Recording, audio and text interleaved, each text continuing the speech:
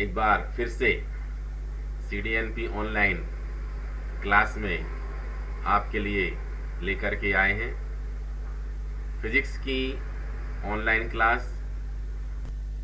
वैसे तो 11th class के सिलेबस के हिसाब से बनाई गई है, लेकिन फिर भी हमने इस क्लास में 9, 10th, 11, 12 इन सभी क्लासों का बहुत विशेष रूप से उपयोगिता के हिसाब से ध्यान रखा है।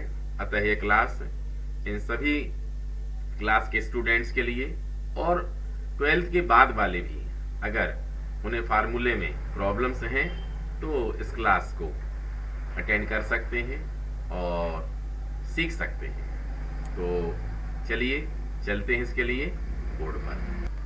हम बोर्ड पर आ चुके हैं और इसमें दो फार्मूले हमने लिखे हैं। एक है speed is equal to distance upon time, चाल बराबर दूरी बटे समय। फिजिक्स में यह फार्मूला बहुत ही आसान है, आपने कई बार पढ़ा होगा पिछली कक्षाओं में। ऐसे ही यहाँ पर हमने लिखा है area is equal to length into breadth. ठीक है, क्षेत्रफल बराबर लंबाई गुणित चौड़ाई। ठीक है, जरा इसको थोड़ा सा सिंपल टर्म में हम एक्सप्रेस करके देखते हैं। आप विचार करिए, डिस्टेंस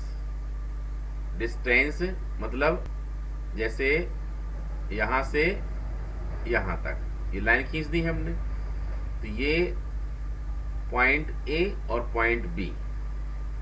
ठीक है, इसमें जो लेंथ ऑफ ट्रेवलिंग पाथ है, मतलब चले गए पथ की जो लंबाई है, वही वास्तव में क्या है, दूरी है। मतलब दूरी एक प्रकार की क्या है, लेंथ ही तो है। दूरी क्या है, एक प्रकार की क्या है, बोलो, लेंथ ही है। ठीक है, तो अगर हम लेंथ को कैपिटल L से एक्सप्रेस कर दें तो इसमें क्या बनेगा फार्मूला, L। और समय का मतलब क्या होता है, टाइम। ठीक है, हिंदी में क्या बोलते हैं, इंग्लिश में टाइम, हिंदी में समय। ठीक है, तो किसी भी कार्य को करने में क्या लगता है, समय ही खर्च होता है। ठीक है, तो समय को हम किससे एक्सप्रेस करते हैं, T से एक्सप्रेस करते हैं, कैपिटल T से। ठीक है, तो विचार करें L और T, इसमें फॉर्म क्या आया, L और T। जरा इस पर विचार करिए। लेंथ का मतलब क्या है, वही L। अब मान लो हम यहां से लिखा हुआ चौड़ाई या ब्रीथ, तो यहां से ऐसा कर दिया हमने, ये क्या हो गई, चौड़ाई हो गई। लेकिन रियल में क्या है, एक प्रकार की लेंथ ही तो है, ये है या नहीं है। इस प्रकार से हम इसको क्या लिख सकते हैं, L। इस प्रकार से कितना आ गया, बोलो, L स्क्वायर आ गया। ठीक है, चलो इसमें और भी एक एग्जाम्पल लेते हैं हम। जैसे मान लो हमने लिख दिया त्वरण, क्या, एक्सेलरेशन। ठीक है, त्वरण या एक्सेलरेशन। तो त्वरण क्या होता है, वेग परिवर्तन की दर को, ठीक है, the rate of change of velocity with respect to time. तो फार्मूला आपने इसका पढ़ा होगा, चेंज इन वेलोसिटी, मतलब वेग में परिवर्तन, चेंज इन वेलोसिटी। हिंदी वाले में वेग में परिवर्तन, वेग में परिवर्तन। और बटे क्या होगा, टाइम या समय। ठीक है, अब अगर हम डायरेक्शन की बात ना करें तो वेग और जो स्पीड होती है, ठीक है, मतलब वेलोसिटी और स्पीड जो होती है वो सेम हो जाएगी। मतलब चाल और वेग दोनों क्या होंगे, एक बराबर हो जाएंगे। तो यहां पर वेग में परिवर्तन का हम निकाल चुके हैं चाल का, तो इसका कितना आएगा, बोलो, L अपॉन T आया। होल अपॉन कितना आया, टाइम, मतलब T आ जाएगा। इस प्रकार से L अपॉन T स्क्वायर। देख रहे हैं, जरा विचार करिए, हमने यहां पर 3 फिजिकल क्वांटिटीज ली हैं। 3 फिजिकल क्वांटिटीज, 3 भौतिक राशियां ली हैं। सबसे पहली भौतिक राशि हमने ली क्या, स्पीड या चाल। दूसरी भौतिक राशि ली हमने क्षेत्रफल या एरिया। और तीसरी भौतिक राशि ली हमने क्या, एक्सेलरेशन या त्वरण। ठीक है, ये तीनों ही तीनों डेरिवेटिव फिजिकल क्वांटिटीज हैं। ये हमने आप लोगों को बताया है पहले, ये व्युत्पन्न राशियां हैं। ठीक है, तीनों की तीनों क्या है, ड्राइव्ड हैं। ये तीनों की तीनों डेरिवेटिव फिजिकल क्वांटिटीज हैं। लेकिन हमने क्या देखा, चाल को कन्वर्ट कर लिए। देखो एल क्या है, दूरी, ये तो फंडामेंटल क्वांटिटी है, मूल राशि है। मूल राशियां कौन कौन सी होती हैं, बोलिए, लंबाई, ठीक है, द्रव्यमान, समय इत्यादि, ये होती हैं। तो देखो तीनों की तीनों जो व्युत्पन्न राशियां हैं, इनको हमने सॉल्व करके किस फॉर्म में पहुंचा दिया, फंडामेंटल या मूल भौतिक राशि के रूप में पहुंचा दिया। ठीक है, सरल शब्दों में कहा जाए तो ऐसे कोई भी व्युत्पन्न राशि ली जा सकती है, डेरिवेटिव क्वांटिटी ली जा सकती है, और उसको सॉल्व करके हम किसके रूप में व्यक्त कर सकते हैं, एक्सप्रेस कर सकते हैं, उसको हम एक्सप्रेस कर सकते हैं फंडामेंटल या मूल भौतिक राशि के रूप में। मतलब लंबाई, द्रव्यमान, समय इत्यादि के रूप में हम इनको सबको कन्वर्ट कर सकते। कुछ भी बोल दें आप, कोई भी नया नाम बोल दें, घनत्व बोल दें, ठीक है, डेंसिटी, वॉल्यूम मतलब आयतन बोल दें, ठीक है, ऐसे ही बहुत सारी चीजें हो सकती हैं, प्रेशर, दाब, ठीक है, शक्ति, पावर, ऐसे बहुत सारे हो सकते हैं जिनमें लिखेंगे फार्मूले हम, और लास्ट में क्या कन्वर्ट में आ जाएगा, ये फंडामेंटल फिजिकल क्वांटिटीज की पावर के रूप में ये आ जाएगा। ठीक है, ये जो लास्ट में फार्मूला निकलता है, इस फार्मूले को हम डायमेंशन फार्मूला के नाम से जानते हैं। इसे क्या कहते हैं, डायमेंशन फार्मूला, या हिंदी में कहते हैं विमीय सूत्र। ठीक है, यही आज हमें पढ़ना है। ये देखिए हमने लिख दिया यहाँ पर डायमेंशन फार्मूला विमीय सूत्र। एग्जाम में यह एक छोटा सा लेकिन एक मोस्ट इंपॉर्टेंट क्वेश्चन रहता है। किसी भी क्लास में कभी भी किसी भी भौतिक राशि का डायमेंशन फार्मूला आपसे पूछा जा सकता है। तो डायमेंशन फार्मूला आपको याद होना चाहिए और निकालते बनना चाहिए। डायमेंशन फार्मूला कैसे निकाल पाएंगे, जहां तक इसकी डेफिनेशन का प्रश्न है तो देखिए ये डेफिनेशन भी यहाँ पर लिखी है हमने, ये इंग्लिश में पहले, the formula all the derivative physical quantities can be expressed in term of fundamental physical quantities with simple power is called dimension formula. मतलब विमीय सूत्र एक ऐसा सूत्र होता है जिसमें भौतिकी की किसी भी व्युत्पन्न राशि को, ठीक है, उसकी भौतिकी की मूल राशियों की सरल घातों में लिखा जा सकता है। ठीक है, ये डेफिनेशन आप लोग लिख सकते हैं, सामने हमने लिख दी है और हिंदी वालों के हिसाब से हमने बोल दी है कि वह सूत्र जो क्या करता है, वह सूत्र जो भौतिकी की किसी भी व्युत्पन्न राशि को भौतिकी की मूल राशियों की सरल घातों के रूप में व्यक्त करके दिखाता है, उसे हम क्या कहते हैं, विमीय सूत्र कहते हैं। तो चलो विमीय सूत्र में हम क्या करते हैं, आप लोगों को निकालना बताते हैं, उनको सॉल्व करना बताते हैं, और यह चीज आप लोगों को अच्छे से समझनी चाहिए जिससे आप लोग खुद निकाल सकें। क्योंकि अगर डायमेंशन फार्मूले की बात करें तो डायमेंशन फार्मूलों की संख्या बहुत ज्यादा हो सकती है। ठीक है, 50 प्लस 100 नियर अबाउट, ठीक है, या और भी बनाए जा सकते हैं। तो ये आंख बंद करके रटना या याद करना बिल्कुल सही नहीं होगा, और ये भूल ही जाएंगे, आप गलत ही कर देंगे। इसलिए डायमेंशन फार्मूला कैसे निकालें, कैसे लिखें, ये चीज हम यहाँ पर आप लोगों को अच्छे ढंग से सिखाने जा रहे हैं। इसको अच्छे से सीखें और देखें। तो सबसे पहले आप लोगों के लिए जरूरी है कि जो विमीय सूत्र होता है उसमें जो भौतिकी की मूल राशियां होती हैं, ठीक है, उनके रूप में व्यक्त करना होता है। तो हमें पता होना चाहिए, यहाँ लिखना पड़ेगा। जैसे हमने लेंथ लिया, क्या लिया, लेंथ, शॉर्ट में लिख रहे हैं, और ये लंबाई। ठीक है, तो लंबाई के लिए हम क्या यूज करेंगे, कैपिटल एल यूज करेंगे, हमेशा यूज करेंगे, अकॉर्डिंग रूल है। ठीक है, वैज्ञानिकों की सर्वसम्मति से माना गया नियम। ठीक है, अब आता है मास या द्रव्यमान। ठीक है, मास या द्रव्यमान, इसको हम ऑलवेज क्या लिखेंगे, कैपिटल एम लिखेंगे। क्लियर है। अब इसके बाद आता है क्या, टाइम, मतलब समय। समय को क्या लिखेंगे हम, कैपिटल टी लिखेंगे, ठीक है। अब ये जो हमने लिखा, ये वास्तव में मैकेनिक्स में, यांत्रिकी में यूज तीनों ही होते, सिर्फ तीनों ही होते हैं, एम एल टी, और इन्हीं के डायमेंशन फार्मूले हमको मिलते हैं।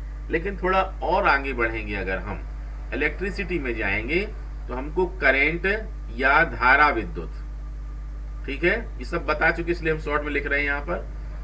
अब धारा विद्युत अगर आएगी तो उसके बदले हम क्या लिखेंगे बोलो, कैपिटल ए लिखेंगे, मतलब एम्पियर के लिए ए लिखते हैं। ये सब यूनिट के हिसाब से ही होता है, ठीक है। अब अगर हम और आगे बढ़े थर्मोडायनेमिक्स, उसमें गतिकी में चले जाएं, तो फिर हमको क्या मिल जाएगा, टेम्परेचर मिल जाएगा। क्या मिल जाएगा, टेम्परेचर, मतलब क्या हो जाएगा, ताप। टेम्परेचर मतलब ताप। तो ताप के लिए हम क्या यूज करेंगे, कैपिटल के, केल्विन के लिए, ठीक है। अगर हम और आगे चले जाएं, प्रकाशिकी में चले जाएं, मतलब ऑप्टिक्स में चले जाएं, किस में चले जाएं, ऑप्टिक्स या प्रकाशिकी में चले जाएं, तो वहां पर क्या मिलता है, यूनिट कैंडेला मिलती है। तो कैंडेला को हमने क्या बताया था, इसको सी डी लिखना है, कैपिटल सी लिखना है और डी स्मॉल लिख देना है। आगे अगर पदार्थ की मात्रा का और आता है तो उसको जो कहते हैं पूरा लिखा जाएगा, और वो क्या होता है, मोल ही लिखना पड़ता है हमें, ठीक है, क्योंकि एम यूज हो चुका है यहाँ पर, इसलिए इसको पूरा ही लिखना पड़ेगा। तो ये फंडामेंटल फिजिकल क्वांटिटीज के यूनिट्स के हिसाब से ये सिंबल है, और डायमेंशन फार्मूले में आपको यही सिंबल यूज करना है। फॉर एग्जाम्पल, जैसे अभी हमने बताया था कि एरिया के लिए, क्या बताया था हमने, एरिया के लिए।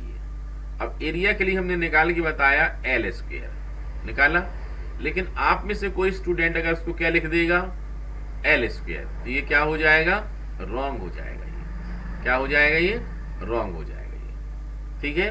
तो इनको व्यक्त करने के लिए एक और नियम होता है, जितनी भी डायमेंशन फार्मूले हैं ये स्क्वायर ब्रैकेट में, ये बड़े वाले कोष्टक के अंदर लिखे जाते हैं। मतलब जैसे एरिया का डायमेंशन फार्मूला लिखना है तो वास्तव में हमें क्या लिखना पड़ेगा, इसको ऐसा लिखना, बड़ा ब्रैकेट लगाया अपन ने और ये एल स्क्वायर लिख दिया अपन ने, ये ठीक है।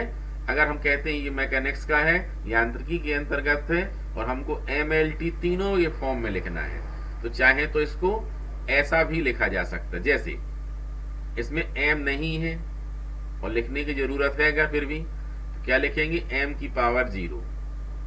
फिर मान लो एल भी लिखना है तो एल कितना है, 2 है। अब मान लो टी भी लिखना हो तो क्या लिखेंगे, टी है ही नहीं इसमें, तो क्या लिखना पड़ेगा, 0। इस प्रकार से एरिया का जो डायमेंशन फार्मूला है वह कितना हो जाएगा, एम पावर 0 एल स्क्वायर और टी पावर 0। कुल समय में आया, ये ऐसा लिखते बनेगा, अच्छे समझें। और ऐसे ही जैसे अब हमने दूसरा क्या लिया था, त्वरण लिया था। क्या लिया था बोलो, त्वरण, या इंग्लिश में इसको क्या कहते हैं बोलो, एक्सेलरेशन, ठीक है, एक्सेलरेशन। तो त्वरण के लिए कैसे, आपको डायरेक्ट याद नहीं रखना है। देखो शॉर्ट में कैसा करेंगे, तुरंत सोच करके, त्वरण होता है चेंज ऑफ वेलोसिटी, वेग परिवर्तन। तो अब वेग परिवर्तन को भूल जाएंगे, वेग को पकड़ लेंगे अपन, ठीक है। किसको लेंगे हम, वेग को लेंगे। और अगर बात वेग की आएगी तो पहले हमको वेग के बारे में सोचना पड़ेगा, इसलिए त्वरण के पहले हमें बार क्या निकालने की जरूरत है, वेग या चाल, मतलब वेलोसिटी या स्पीड। ध्यान देना, डायमेंशन फार्मूले का ये बड़ा डिमेरिट है कि ये नहीं बता पाएगा कि आपको कि ये क्वांटिटी वेक्टर है या स्केलर है, मतलब सदिश राशि है या अदिश राशि है। इसकी नजर में सदिश और अदिश एक ही होता है, मतलब चाहे वेग बोल दो और चाहे चाल बोल दो, इसका मतलब क्या होगा, एक ही होगा। तो वेग या चाल में हमने क्या लिखा था, बोले दूरी बटे समय। आप बोलिए दूरी, डिस्टेंस। डिस्टेंस को क्या सोचेंगे, ये डिस्टेंस क्या होती है, आप सोचेंगे प्रकार की लेंथ होती है, तो तुरंत ही क्या लिखेंगे बोलो, एल लिख देंगे। अब दूरी बटे समय, समय का मतलब क्या होता है, इसको कैपिटल टी लिखते हैं। इस प्रकार से अभी अपॉन में नहीं लिखे जाते, ध्यान देना, ये डायमेंशन फार्मूले अपॉन में नहीं लिखे जाते हैं। इस प्रकार से अगर हम इसका डायमेंशन फार्मूला लिखना चाहें तो कैसा बोलना पड़ेगा, ये देखो m नहीं है, क्या लिखेंगे m0। l है क्या, जी हाँ है, तो l की पावर 1, ये सिर्फ l लिख दिया अपन ने। अब t क्या है बोलो, अपॉन में है तो इसको ऊपर ले जाएंगे, कहां ले जाएंगे, ऊपर ले आएंगे, तो क्या हो जाएगा t की पावर -1। ये हो गया, ये किसका हो गया, वेग या चाल का हो गया। अब आपको एक बार निकाल लिया अगर ये, तो शॉर्ट फॉर्म में ऐसा जरूर याद रखना चाहिए कि LT इनवर्स, ये वेग या चाल का डायमेंशन फार्मूला क्या होता है, LT इनवर्स होता है। ये सबको याद रखना चाहिए, ठीक है। मतलब जब चाल आएगी तो बार बार ये नहीं कि फिर से क्या लिखना पड़ेगा, इसमें डिस्टेंस अपॉन टाइम लिखना शुरू कर दो। अगर चाल की बात आएगी तो डायरेक्ट अपन को क्या लिखना चाहिए, LT इनवर्स, समझ रहे हैं। अब आगे से जहां जहां भी चाल या वेग लिखना पड़ेगा उसके बदले क्या लिखेंगे हम, बोलो LT इनवर्स। अब देखो त्वरण में देख के करके देखो बनेगा। त्वरण में क्या होता है, वेग परिवर्तन, ठीक है। अब वेग परिवर्तन नहीं पढ़ना है, वेग पकड़ना है, तो वेग मतलब क्या आ जाएगा, यही आ जाएगा। तो वेग के बदले क्या लिखेंगे अपन, LT की पावर -1। वेग परिवर्तन बटे समय होता है, मतलब त्वरण का फार्मूला आपको जरूर बनना चाहिए। त्वरण का फार्मूला ये देखिए, ये हमने लिखा था त्वरण, ठीक है, एक्सेलरेशन, वेग में परिवर्तन बटे कितना, समय, टाइम। ये फार्मूला आपसे बनना चाहिए, बेसिक फिजिक्स का फार्मूला। अगर वही नहीं बनता है तो फिर विमीय सूत्र आपसे डायमेंशन फार्मूला निकालते नहीं बन पाएगा, ठीक है। तो ये लिख दिया हमने, वेग में परिवर्तन, चेंज इन वेलोसिटी अपॉन कितना, टाइम, टाइम मतलब कितना होगा, t। अब डायमेंशन फार्मूला लिखना अपन को, ठीक है, डायमेंशन फार्मूला ऑफ एक्सेलरेशन का कितना हो जाएगा, m है क्या, बोले नहीं है, क्या लिखोगे, m की पावर 0। l है क्या, है, l की पावर 1 मतलब l लिख दिया। अब t ऊपर भी है और नीचे 1 है, इसको ऊपर ले जाओ तो -1 मिलके -2 हो जाएगा। ये लो, ये हो गया -2, समझ रहे, ये क्या हो गया, त्वरण का विमीय सूत्र। और अब आपको जब भी एक्सेलरेशन या त्वरण की बात आए तो शॉर्ट में आपको कम से कम ऐसा LT की पावर -2 ऐसा याद रहना चाहिए। देखो जैसे हमने यहां पर क्या कहा, कहीं पर भी अब आगे कितना आता है, बोलो आगे आता है कितना, चाल या वेग आता है, तो आपको तुरंत क्या बोलना है, बोले LT की पावर -1 बोलना है। अब मान लो कोई त्वरण या एक्सेलरेशन आए तो आपको क्या बोलना है, बोले LT की पावर -2 आएगा भाई, समझ रहे हैं, याद रख पाएंगे, भूलेंगे तो नहीं, इस बात को भूलना नहीं है, अन्यथा आगे वाले डायमेंशन फार्मूले आपसे निकालते नहीं बन पाएंगे। ये एक एक करके आप सीखते चलो और उसके बाद उनको शॉर्ट में याद भी रखते चलो, ठीक है, समझ रहे हैं। तो यहाँ पर अब हम एक और एग्जांपल लेते हैं और वो है force.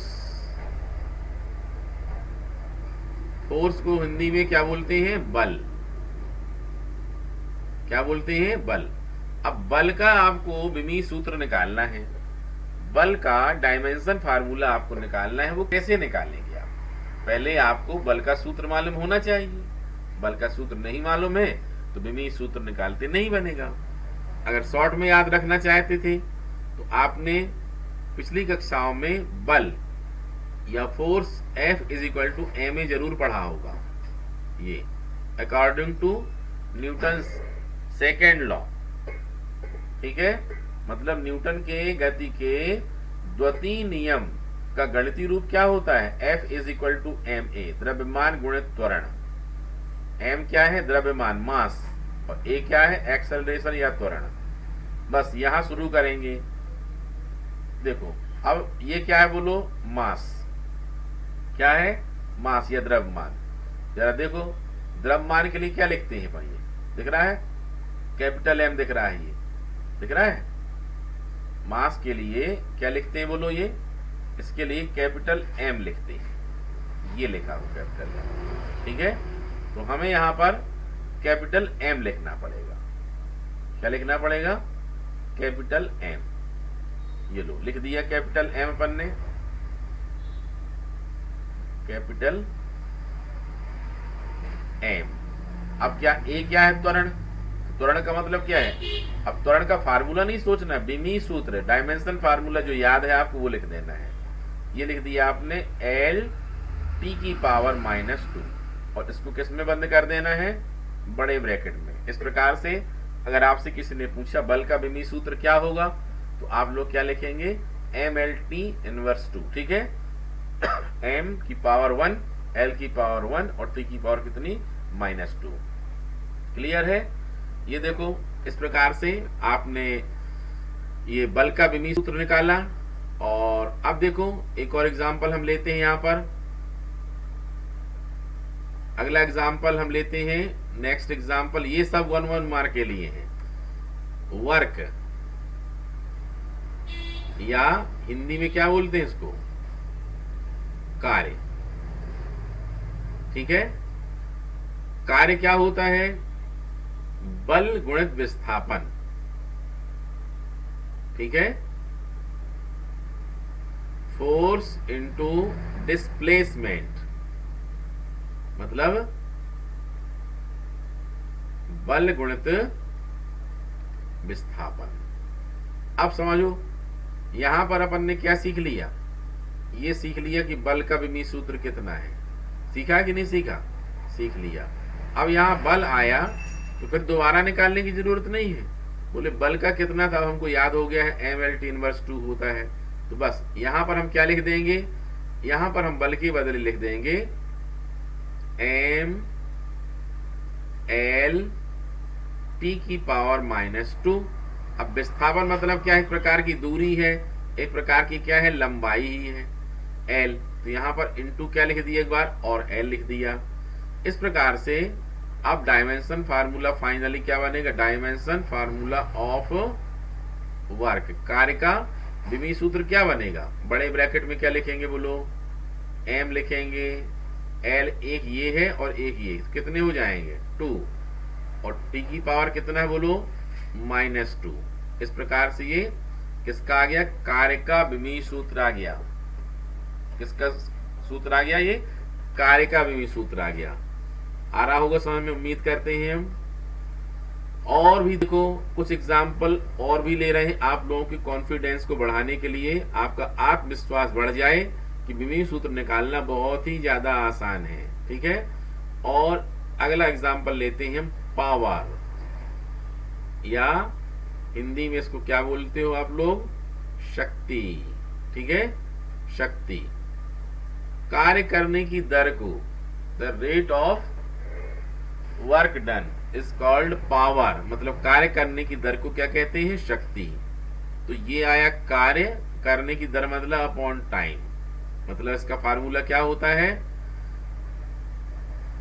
Work upon time. Hindi में कार्य बटे समय। ये लो, अब इसका बिमी सूत्र निकालना है। तो अब आपने कार्य का तो सीख लिया कि नहीं सीख लिया? ये सीख लिया कार्य का। तो आपको दोबारा कार्य का नहीं निकालना है, कार्य का यहां पर लिख देना है ऐसा, एम एल की पावर 2 और टी की पावर -2, और अपॉन क्या है? टाइम, मतलब कैपिटल टी। चलो टी को ऊपर ले चलना पड़ेगा अपन लोगों को, तो क्या बन जाएगा बोलो? Dimension formula of power is कितना होगा बोलो? ये हुआ m, ये हुआ l², और t की पावर फिर से ऊपर जाएगी तो -3। ये हो गया शक्ति का बिमी सूत्र। ठीक है, पावर का डायमेंशन फार्मूला। ऐसे ही और भी लिए जा सकते हैं। ठीक है, चलो एक एग्जांपल और लेते हैं हम। और वो है एग्जाम्पल प्रेशर। ठीक है, प्रेशर, या इसको हिंदी में क्या बोलते हैं, दाब। तो दाब या प्रेशर का फार्मूला क्या होता है फिजिक्स में, बल बटे क्षेत्रफल, फोर्स अपॉन एरिया, बल बटे बोलो क्षेत्रफल। अब आप लोगों को बल का याद होना चाहिए, अगर बल का याद नहीं है तो फिर काम खत्म। बल का फार्मूला क्या हो, डायमेंशन फार्मूला क्या होता है, ये निकाला अपन ने अभी, अब ये भी निकाला था, कितना है बोलो, MLT इनवर्स 2। ठीक है, तो यहां पर क्या लिखना पड़ेगा बोलो, ऊपर लिखना पड़ेगा अपन को MLT इनवर्स कितना 2। क्षेत्रफल का भी निकाला था अपन ने, कितना होता है बोलो, L स्क्वायर। अब इसको L स्क्वायर को ऊपर ले चलो, ये हो गया MLT की पावर -2 और L की पावर कितनी, ऊपर जाए -2 हो जाएगा। अब ये +1 है और -2, तो +1 -2 मिलके क्या हो जाते हैं, -1 हो जाएगा। इस प्रकार से डायमेंशन फार्मूला क्या बन जाएगा, ये बन जाएगा L इनवर्स और T इनवर्स 2। ये लो, ये किसका हो गया बोलो, प्रेशर का हो गया। यह विभेद सूत्र किसका हो गया बोलो, दाब का। समझ रहे हैं, इस प्रकार से ऐसे आप लोग आसानी से निकाल सकते हैं। कुछ और की चर्चा करते हैं, खास चर्चा करते हैं। ये देखो, इसमें एक एग्जांपल और लेते हैं हम, और ये एग्जांपल है एंगल या कोण। तो कोण बराबर क्या होता है बोलो, आपको पता है, आर्क अपॉन रेडियस, मतलब चाप बटे त्रिज्या, चाप बटे त्रिज्या। तो चलो, चाप का मतलब क्या हो जाएगा, चाप एक प्रकार की लेंथ है, लंबाई है, तो क्या आ जाएगा L, और त्रिज्या भी क्या एक प्रकार की लंबाई है, तो L से L क्या कट हो गया, कैंसिल, क्या बचा, कुछ भी नहीं बचा, कुछ भी नहीं बचा। तो फिर इसका डायमेंशन फार्मूला क्या लिखोगे, डायमेंशन फार्मूला लिखोगे m की पावर 0, L की पावर 0 और T की पावर 0, या इसे हम क्या कहते हैं, डायमेंशन लेस क्वांटिटी, मतलब विमाहीन राशि। इसकी कोई विमा नहीं है, सब में 0 0 आ रहा है। न्यू टाइप में आ जाता है, 4 ऑप्शन दे दिए बना करके, 1 2 3 4, और इनमें से कोई एक ऐसी राशि लिख दी जो डायमेंशन लेस है, विमाहीन है, और क्वेश्चन में पूछ लिया कि निम्न में से कौन सी राशि विमाहीन राशि है। ठीक है, तो विमाहीन राशि अपन चेक कर सकते हैं कि विमाहीन राशि कौन सी होगी। ठीक है, चलो कुछ एग्जाम्पल और भी लेते हैं हम यहाँ पर। जैसे ये हमने ले लिया एनर्जी, या इसको क्या बोलते हैं बोलो, ऊर्जा बोलते हैं हिंदी में। तो अब ऊर्जा है क्या, ऊर्जा क्या है, कैपेसिटी ऑफ डूइंग वर्क, मतलब कार्य करने की दर को क्या बोलते हैं, ऊर्जा बोलते हैं। कार्य करने की क्षमता, दर नहीं सॉरी, कार्य करने की क्षमता क्या कहलाती है, ऊर्जा। मतलब क्या हुआ, अगर ऊर्जा नहीं होगी, एनर्जी नहीं होगी, तो कार्य नहीं हो सकता है। इस प्रकार से जो डायमेंशन फार्मूला किसका होगा बोलो, वर्क का होगा, वही एनर्जी का भी हो जाएगा, ऊर्जा का भी हो जाएगा। मतलब क्या हुआ, ML स्क्वायर और T की पावर कितना, -2, ये किसका हो जाएगा, ऊर्जा का।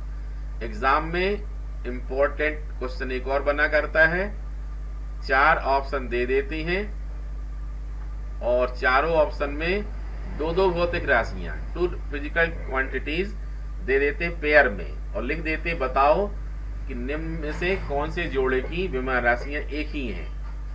ठीक है, जैसे दे दिया गया वर्क और एनर्जी, ठीक है, कार्य और ऊर्जा, इनकी बीमी राशि क्या होती है, सेम होती है, एक जैसी होती है। समझ रहे हैं सभी लोग? इस बात का हमें ध्यान रखना चाहिए। ठीक है, चलिए एक आध एग्जाम्पल और लेते हैं। जैसे एक और भौतिक राशि होती है जिसे हिंदी में हम कहते हैं विकृति। ये आप लोग फिजिक्स में आगे ही पढ़ोगे। विकृति जिसे इंग्लिश में क्या बोलते हैं, स्ट्रेन। ठीक है, अब इसका फार्मूला क्या होता है, इसका फार्मूला होता है लंबाई में परिवर्तन बटे प्रारंभिक लंबाई, मतलब change in length, change in length, और अपॉन क्या होगा, ओरिजिनल लेंथ, मतलब लंबाई में परिवर्तन बटे प्रारंभिक या ओरिजिनल मूल लंबाई, प्रारंभिक लंबाई।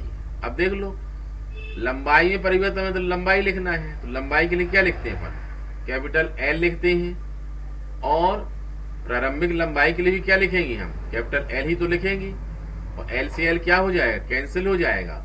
इस प्रकार से विकृति या स्ट्रेन का भी डायमेंशन फार्मूला कितना हुआ, m0 l0 और t0। ये अभी अभी हमने बताया था एंगल के लिए, निकाला था, बोलो, एंगल का हमने विमी सूत्र निकाला था। ये देखो एंगल का विमी सूत्र कितना आया था, बोलो, m0 l0 t0।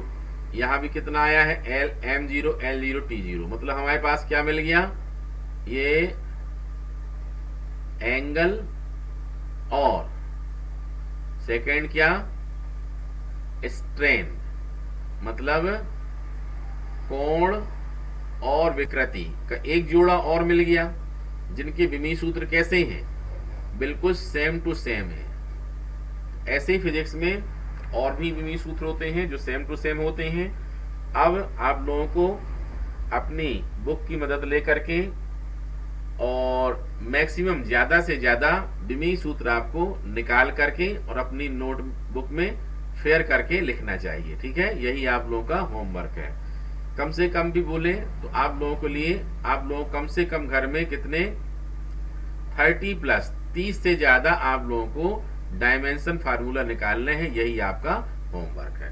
ठीक है, उम्मीद है फिजिक्स का यह प्रश्न आपने अच्छे समझा और एग्जाम के हिसाब से आप इसकी अभी ही तैयारी करेंगे और होमवर्क करके हमारे पास जरूर भेजें। कुछ स्टूडेंट्स हम देखते हैं होमवर्क टाइम पर नहीं करते, बहुत डिले करते हैं, बाद में भेजते हैं, या कुछ स्टूडेंट्स होमवर्क भेजते ही नहीं। आप सोचें ऐसे स्टूडेंट्स का रिजल्ट खराब आएगा। पेरेंट्स भी ध्यान दें, जब रिजल्ट आता है तो आपको लगता है कि नहीं हमारे बच्चे का रिजल्ट कुछ कमजोर आ गया, आज देखने का समय है उसे और निर्देशित करने का समय है। आप गलती यह करते हैं कि अपने बच्चे को बड़ा मानने लगते हैं और उसे फ्री छोड़ देते हैं। थोड़ा सा आप उसको निगरानी में रखिए और यह देखिए वह पढ़ाई कर रहा है नहीं कर रहा है। और फिर इम्पोर्टेंट बात वही है जो स्टूडेंट्स के लिए है। आप पढ़ेंगे करेंगे अपने लिए, आप आगे बढ़ पाएंगे, आपका करियर बनेगा।